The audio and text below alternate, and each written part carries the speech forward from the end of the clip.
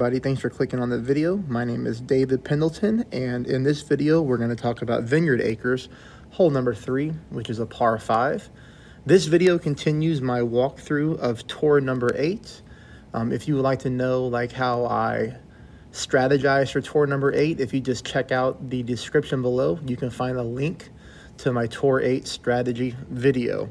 If you're also looking for other holes in this tour, you can just click the playlist section of my channel and you can find, neat organized folders in there, and you can find everything that you're looking for. So, what I like about this hole is it gives us the opportunity to win it a lot of times in regulation.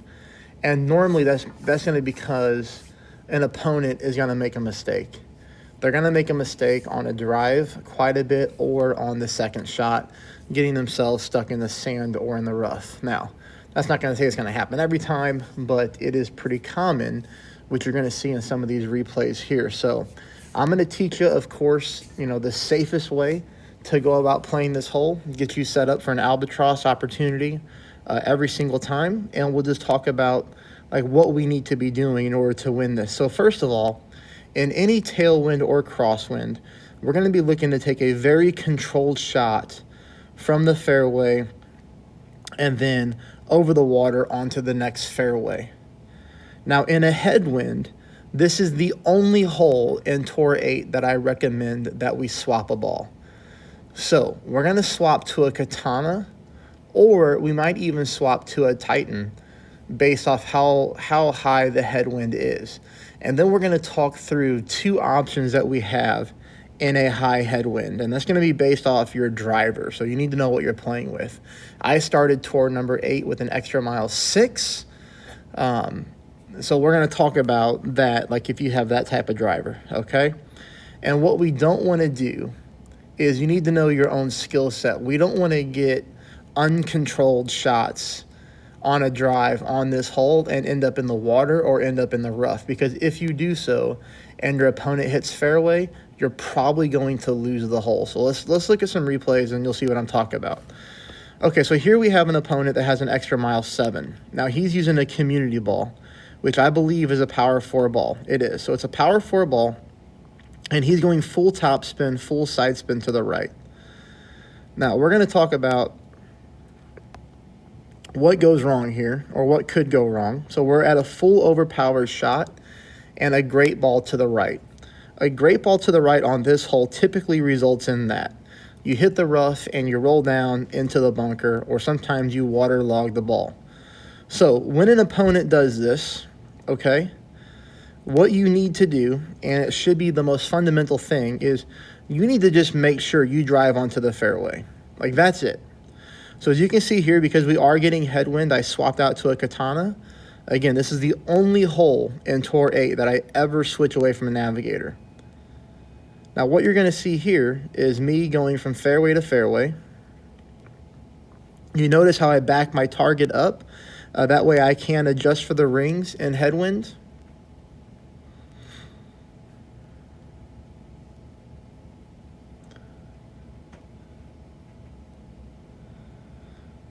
Now for me, I'm very confident in my ability to hit perfect on an overpowered shot.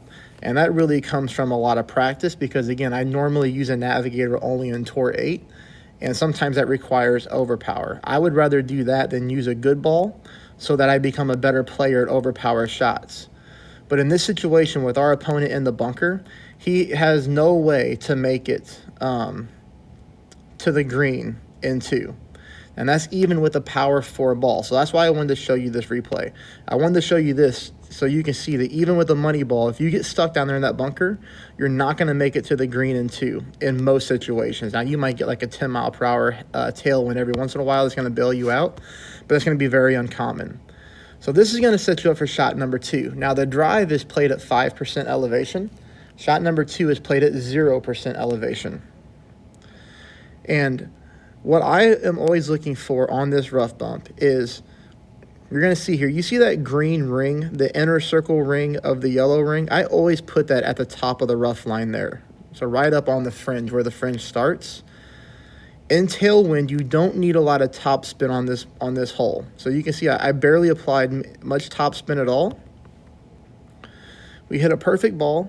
and we clip that rough, and we roll in dead center for an albatross. Now, that's not saying that you're going to sink the albatross every single time, but you will be really darn close with that setup and a perfect ball every time. So this brings us into another replay. Now, notice here, we're getting 8.3 mile per hour headwind. Because of how strong that is, I switched to a Titan. And this is where you need to know your own club level. I can get away with this shot because I have an extra mile 8, which gives me 1.5 more top spin over an extra mile 7 and 6. If you're sitting here playing with an extra mile 7 or 6, I would highly recommend that you do switch to the Titan, and I know that's a very good ball. Especially if you're going first like I am, because you don't know what your opponent has done. But instead of trying to go from fairway to fairway, I would highly suggest you do something that no players do on this hole, which is lay up. You need to lay up on the first fairway as high up the fairway as you can get. And then your second shot, okay, and most people don't know this about this hole, as long as you hit the fairway, you can go right here to this little part and roll onto the green. It's very simple. It's a normal shot in Golf Clash, but most people get caught up in the hype of trying to go as far as possible, and that's not always the goal of the game. It is a game. There is a strategy to it, and that's what you need to do, and here is why. Keep in mind, this is extra mile 8, power 3. I am in full overpower. I'm in full overpower, and I strike a perfect ball. It cannot get any better than this. And I want you to notice that I barely make it. Okay, so what do you think is going to happen if you have an extra mile 6 or 7? That ball's going to end up in the water, or that ball's going to end up in the rough. It's going to be one of those two things. So here we have an opponent that only has an extra mile 5, using a power 2 money ball. You just cannot make it. So that's why I wanted to show you that replay, okay? Now from here, the opponent forfeited, and that's the game over. Now here's a normal situation to where we have tailwind. I pulled this drive at 5% elevation. Perfect ball. And you're going to see that now I'm going back to my navigator. I have absolutely no issues with the drive. And you can see how far up the fairway we get, even with only a 3 mile per hour wind and a navigator power 1 ball. So that's really the only ball that you're going to need on this hole in most situations, okay? Now we have an opponent using the new Nutcracker ball. Well, new for when this video is being made. This is an extra mile 8 and a power 4 ball. And this is also a wind resistance 4 ball. So this is one thing, too, where the opponent is selecting the wrong ball. Now, keep in mind, this game has to be fun. You play it however you want. Money ball doesn't matter to me. I never hate against anybody who uses money balls. Like, it's a game. They're available to everybody. But, I would say that this opponent, this probably isn't the only money ball that they have. Now, when you have a tailwind, why would you want to reduce the wind? He's using a wind resistance 4. If anything, he should be using a power 4 ball, wind resistance 1. That way he gets as much distance on the drive as possible instead of going the opposite of what you want.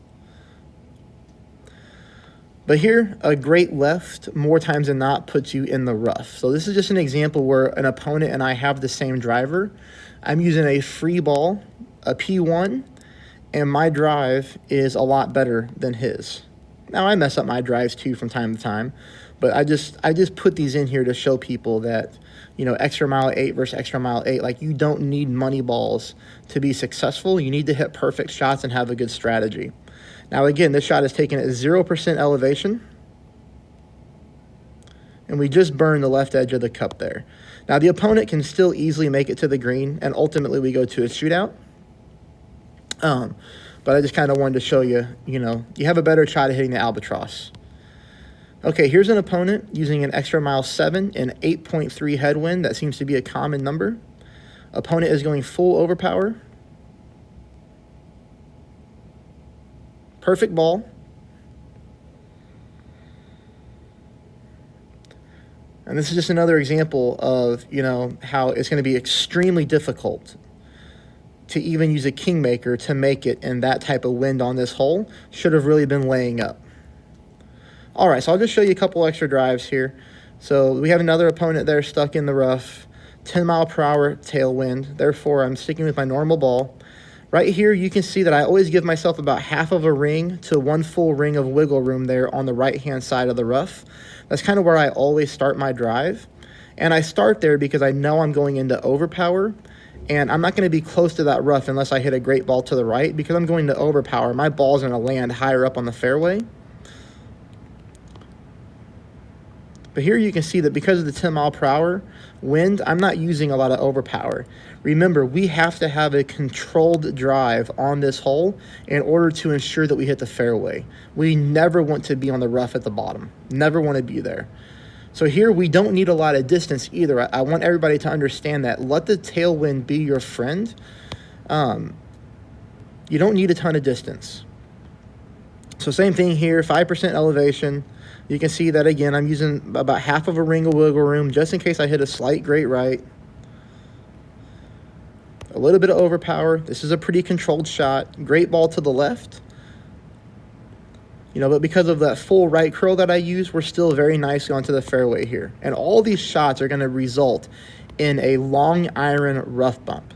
So that's how good our distance is. It's not even with our wood club. All right, so here is 10.4 mile per hour. This is about as rough as the wind as you're going to get. This is not direct headwind. We are getting a little bit of crosswind. So therefore, I can switch to a katana.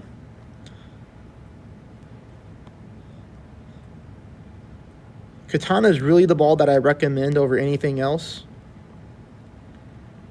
So even in that 10 mile per hour tailwind crosswind mixed with headwind, we're still able to make it and still get 338 yards on our drive. And again, that's going to leave us for another rough bump opportunity. And I'll show you a couple more rough bumps. 0% elevation. You'll see here that I'm always putting that green ring right there on the rough line, and I never use any side spin on this hole. This hole plays a lot better by using top spin only, with no side spin, and just moving your target onto the rough until your middle of the ball guideline into the hole. Then from here, it just comes down to the proper adjustment, which is sometimes why you see me miss by a fraction, because you kind of have to estimate, what number you're going to pull between minimum, medium, and max distance of your Goliath, and all those little fractions in between. But you can see here that with a perfect ball, every single time, this one is going to be headwind. Still putting that green ring up on that rough line there. But you can see here with the proper adjustment at 0% elevation, you're always going to be like right at the hole. Very, very close to dropping these shots. Now look how nasty this wind is. We're getting 10 mile per hour headwind. Same thing though, green ring on the rough line. Using a little bit more topspin than normal just to fight against the wind. And this is where it has to come down to, you having to know the elevation, and you have to know how to pull rings, and you have to know how to judge the distance between minimum, mid, and max. And that's it as far as this hole goes, everybody. So just remember, controlled drives, controlled overpower. Take advantage if your opponent messes up. Please hit the thumbs up button. Please become a subscriber if you're not already. And please spread my channel to your clan. Let them know about Tour 8 is where I'm starting off now. I'll do every single tour that I can in time permitting. Best of luck, everybody. Thank you.